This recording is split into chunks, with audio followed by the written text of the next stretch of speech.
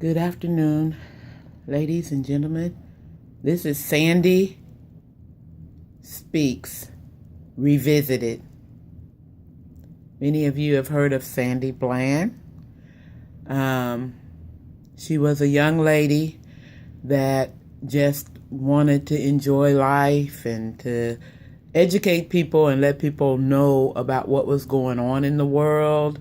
And she unfortunately got pulled over for no reason and she winds up dead. My name is Sandra Black. I was born Sandra Black, and I want to keep her story and her legacy alive. My full name is Sandra Annette Black.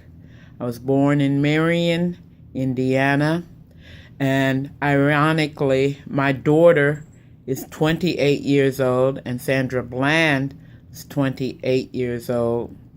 So it's kind of a lot of coincidence going on there in that. In my heart, I've always wanted to help people. And it's something about that name, Sandra, that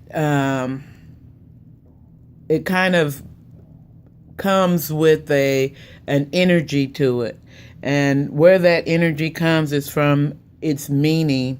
It's a Greek name. It's the feminine version that means to help or helper of mankind. It's the opposite of Alexandra. And so when you see these Sandys around and Sandra, she just can't help herself. She wants to help people. So what I wanted to do today, ladies and gentlemen, is talk to you, especially on the international level, because there's a great crisis going on in the United States that is being kept hush-hush. We can't get a voice out to anyone of a real power and essence. If you watch CNN, they won't cover this. If you watch the Washington Post, this kind of information, they won't cover. So what we need is our international people circulate this, get the word out that what is happening in America is a global takeover to destroy humanity. And I also, at the end of this, will offer a remedy on what we can do to fix that issue. So there is something that we can do about it.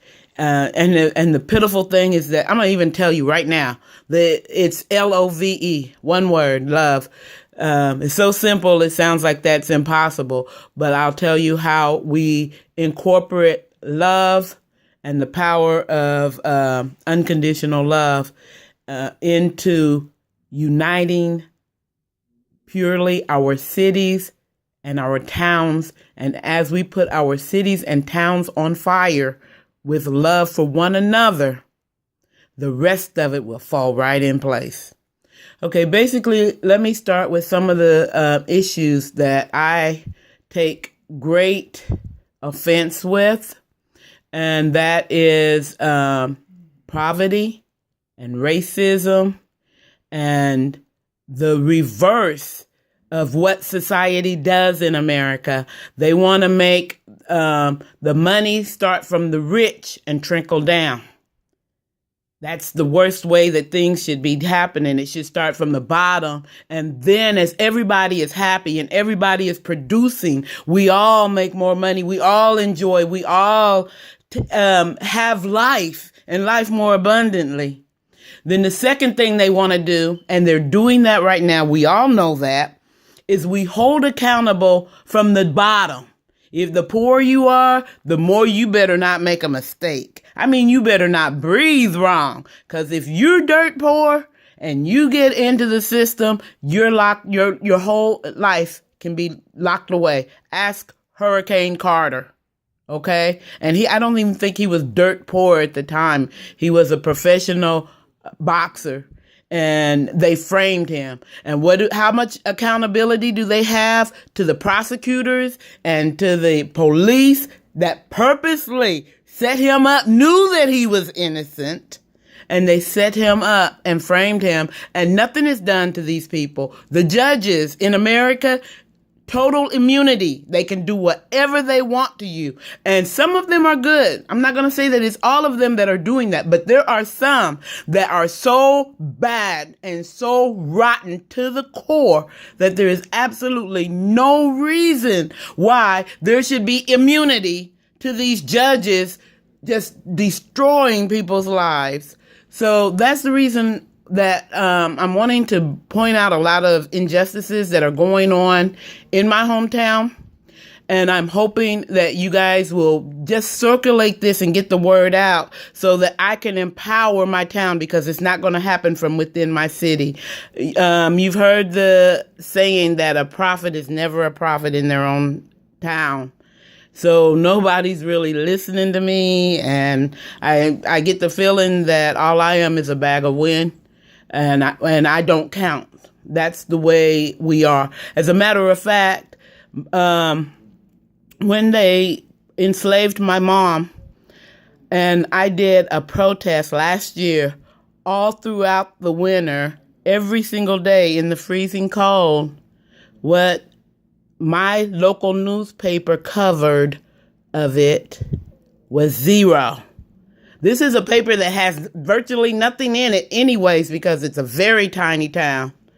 And they did not even give me 1 day coverage. Why? Because you're black, you're poor, you're disabled, you are nobody.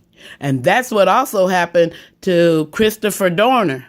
You know, he was black and he saw somebody disabled, abused, and that was it. You cannot go against the white cop abusing a disabled black person, because black people in America do not count. That's why they're trying to say Black Lives Matter. In America, Black lives don't matter. I'm trying to tell you, that's the way it is right now. They're trying to kind of make it happen that somebody's going to pay attention. And even within the organization of Black Lives Matter, they have been infiltrated. They are no longer for the cause. I mean, there may be some people that are still there that originally started it up and think that they're doing what's right, but I have called them Black Lives Matter. Do not work for Black lives. Okay? Now, my life, and I don't want to spend a whole lot of time, but to just make it real quick, I'm a chemical engineer. I graduated from Tuskegee University with a degree in chemical engineering. I have a bachelor's degree in chemical engineering. I worked 10 years, a decade. Abused, tortured, and just utterly destroyed until I finally went out on disability, and I refused to become that person that they tried to make me to be, because I was about to be the type of monsters that created Columbine, the type of monsters that created Sandy Hook. Let me say monsters, because I don't see them as monsters. I understand exactly how a human can lose their whole soul and their essence of everything in their being after so many days, weeks, years, a decade of suffering, of nearly even losing your life to this crap where they don't care. Now, I spent my whole life previously, before I became a professional, before I became an engineer, when I was in my right place, I never had a problem with racism. I actually even believed racism was over. When I say racism is over, I still had problems with what they called rednecks or people who are prejudiced. That's not nothing. Anybody can fight through that if the system works.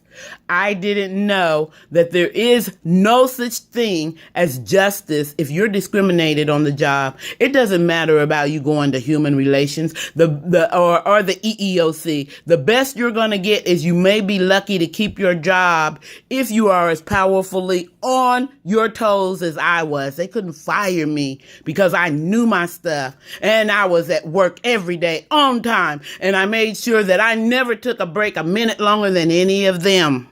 So you see, that's but then what about people who don't have that power going behind them? You're just totally lost. And there's absolutely 100% zero help to stop them from abusing you on the job, because they know that the way around it. And we'll talk about this more. There is a way around it, that corporations have a right by law to abuse you and oppress you on the job and until you quit. And I did quit a couple of jobs before the last one, when I was ready to, go in there and just do them all. This was in 1997. I'm driving down the Dan Ryan and I'm like, time just gone, and I'm not going to go through the whole rigmarole, but it's not fair that there is no justice so whatever. When it comes to civil rights, it does not exist. Please believe me. They'll tell you about, call civil rights agencies. I'm telling you, there is no such thing. When it comes to judicial corruption, there is no such thing as the judicial qualification people that are supposed to be over the judges ethical, them being ethical. The judges do not have to be ethical. As a matter of fact, 100%, to my knowledge, not one individual ever, not one individual ever has reigned victorious. Now, there have been several individuals where it happened over and over and over again till it was like 100 times. Then it was like all of a sudden, well, I guess we better do something about this judge. But I'm talking about one individual reporting that, hey, this judge did me wrong.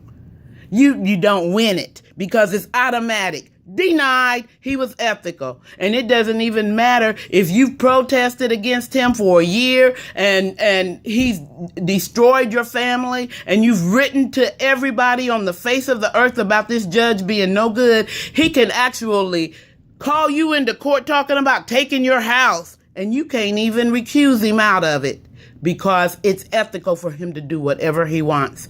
Now, what I want to do is I want to share with you, all of you good people all over the world that think America is just a wonderful place to be. I'm trying to tell you, when there is crimes and corruption to this degree, you've got people dying. Michael Brown, okay? So many others, I'm forgetting some of their names right now, but there are so many people that are dying and it doesn't matter. And you can't hold your officials accountable. Why? Because they can do whatever they want to us. We don't count. And all of humanity is becoming slaves. You've got to look up some of these executive orders that are being placed. We are nothing more than slaves. Okay, now I'm going to take you over to what's been going on in my hometown. And I'm just so frustrated with how they have reduced us to not being human anymore, that we're like cattle. And the people don't realize that this is really happening. This is really real. They don't care about us. When Michael Jackson said, all I want you to know is they don't really care about us. This is really real. They're killing us in America, and they're keeping it hush, hush, and quiet. I'm going to show you faces of people who have suffered and who cannot get any justice. Thank you.